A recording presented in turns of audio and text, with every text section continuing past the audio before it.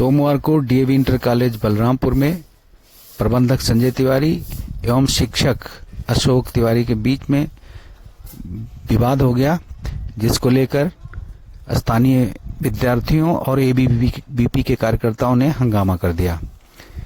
साथ ही दबाव बनाते हुए रात्रि को प्रबंधक पर एफआईआर दर्ज हो गया, जिसके विरोध में सुबह मंगलवार को अधिवक्ताओं ने भी जमकर बवाल काटा।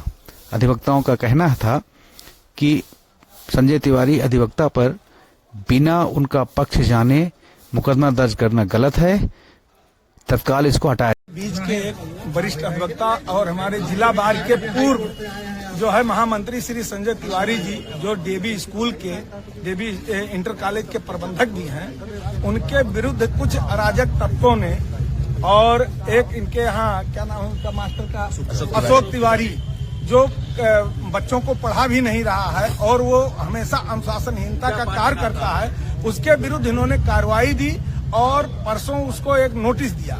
और उस नोटिस देने के बाद उसने जो है छोटे छोटे बच्चों को बरगला करके विद्यार्थियों को और विद्यार्थी परिषद के विद्यार्थी उसमें कुछ हवा देने आ गए और उनको लेकर के और सड़क जाम कर दिया और वहां पर बच्चों को लेटा दिया सड़क पर। उसके विरुद्ध अभी तक प्रशासन ने कोई कार्रवाई नहीं किया।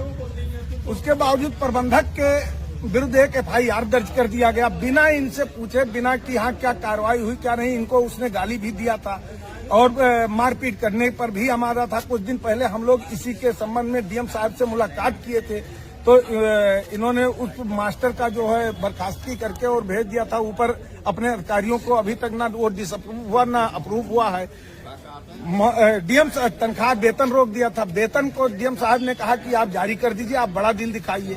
इन्होंने वेतन उसको दे दिया। जब वेतन दे दिया तब उसके बाद फिर कूट रचना रची जा रही है कि यहाँ प्रबंधक द्वारा हमारे ऊपर दबाव बनाया जा रहा है, हम तो आत्महत्या करेंगे। डीएम साहब इस बात को स्वयं स्वीकार कर रहे थे कि वो बड़ा नाटकबाज है और उसने रात में 12 बजे हमारे ऊपर दबाव बनाया।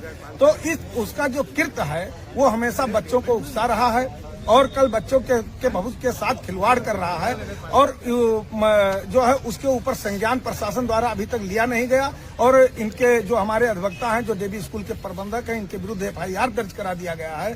तो हम लोग इनके प्रबंधक और मास्टर की लड़ाई में नहीं है, हम लोग अपने बच्चों के भविष्य को लेकर के कि हम अपने बच्चों को उस विद्यालय में भेज रहे हैं और इस टीचर द्वारा जो ये घृणित कृत किया जा रहा है उसके विरुद्ध प्रशासन द्वारा कार्रवाई नहीं की गई।